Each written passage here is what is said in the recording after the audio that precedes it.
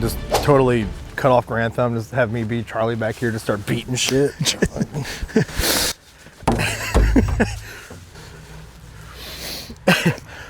What's up, guys? Welcome back to another episode of R&R from sunny Ohio. As always, I'm Logan. I'm Ethan, and today we're going over just a product overview, I guess, of the Ruger PCC, platform. Yeah. We've got the just standard carbine up front that's been in the project now for about 10 years, a little bit less, since 2017, so nine years. And then the Charger variant, which has been with us now for about a month.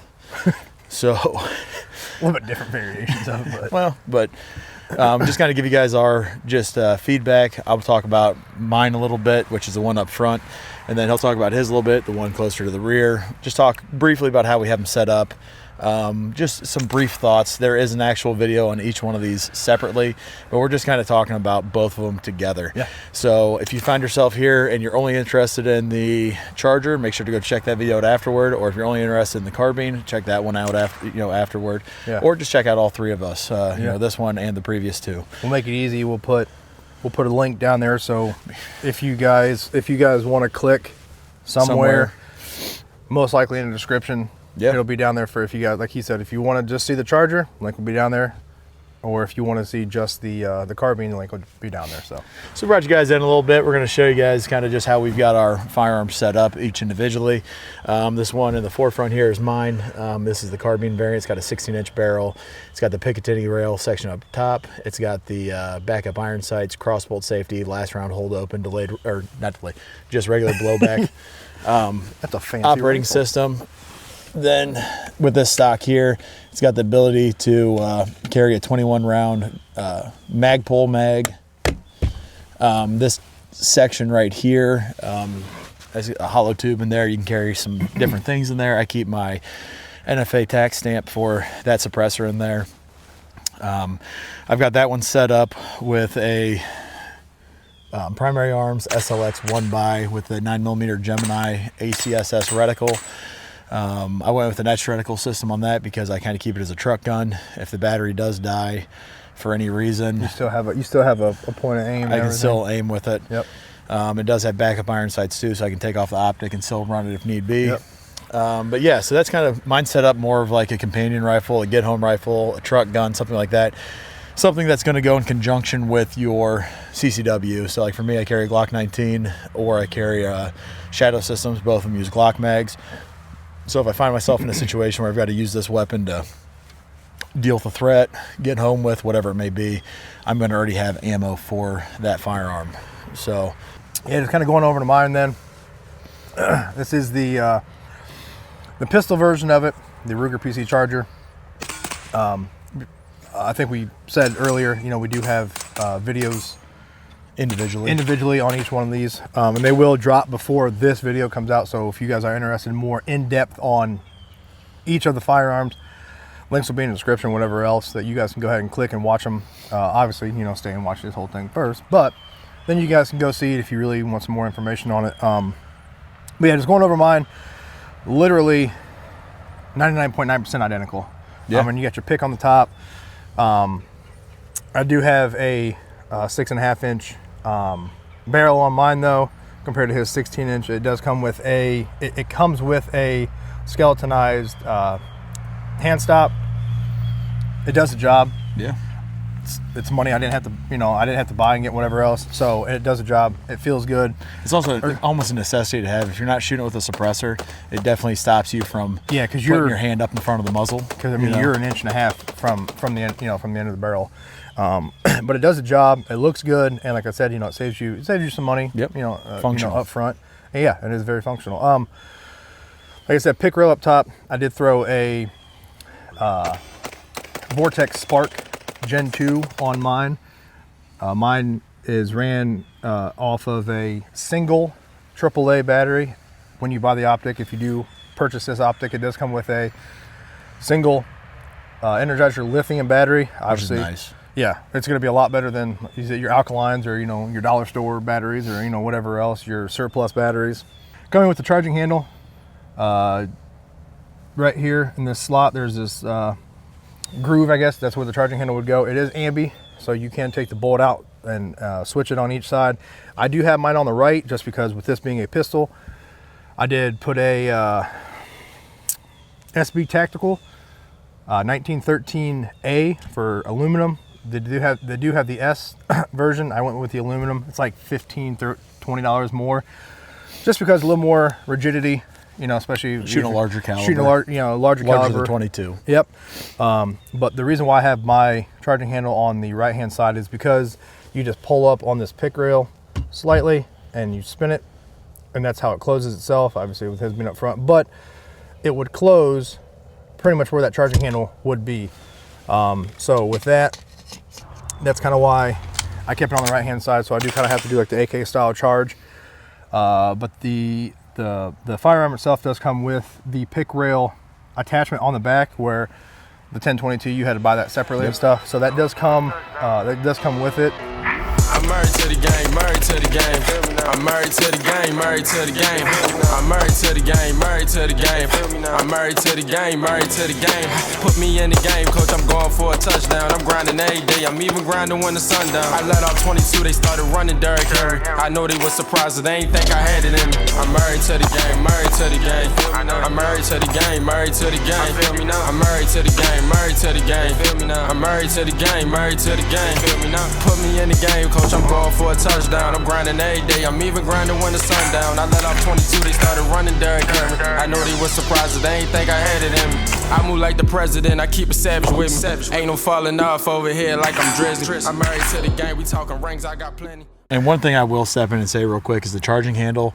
He said it is ambidextrous. That's one of 3 bolts on this firearm that I do recommend once you have it set up the way you want it. Yeah. Pull the bolt out, put some blue thread locker on it, and then put it back in, because you will find that this one up here and this one under here, underneath the actual handguard, will work itself loose over time. Yep. So just going over a couple other things with it. Both of these firearms have the same trigger. I'm not going to say they're phenomenal, but they are good. They are good triggers for what they are. I like it. For the platform itself, they are good triggers. Factory triggers, you really can't complain with it.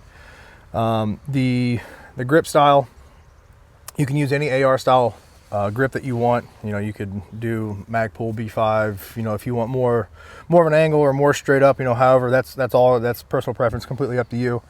I just have mine stock right now because, like I said, we've only had it for a little over a month, but I don't mind it. I don't mind the stock angle. Yeah. And then the cross bolt safety, like he said, this also has that. So like if you guys grew up shooting shotguns, like the Remington 870, it does come with a 1/2x28 thread pitch, just like his does.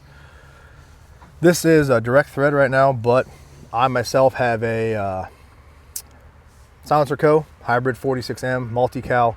So with that being said, it does use the ASR mount system. So you can just get the ASR mount that's for the 9mm or the 1/2x28 thread. So you would just get that. I think they run $90. 95 bucks or whatever. Throw that on there, and then you can, like I said, I take it off my rifle, put it on there, lock it down, and you're good to go. So go to work. But yeah, that's kind of like a little bit of a breakdown on this. Like I said, if you guys are interested in either one of these, after you guys are done watch this, go ahead and check out both of them for more in-depth of of the firearm itself. But we'll give it a little breakdown of like the concept, the theory behind each one. So this one's more of like the one you see in the forefront. That's mine. I have that more set up as like a companion rifle, get home rifle, truck gun, side-by-side gun, something on your four-wheeler, whatever it may be. Something where if you need to, use it for like to be able to reach out a little further, quicker follow-up shots, whatever it may be, whatever situation you find yourself in. It's not a fighting rifle, but you can use it in companion with your concealed carry and have a reload on you at all times. So that's kind of how that rifle's set up. His is more set up as like a PDW here in the state of Ohio. If it's a pistol, which this one is a pistol, you can conceal carry it and carry it wherever you're legally allowed to. So that does make it kind of nice for being like a backpack gun. Keep it in your truck loaded.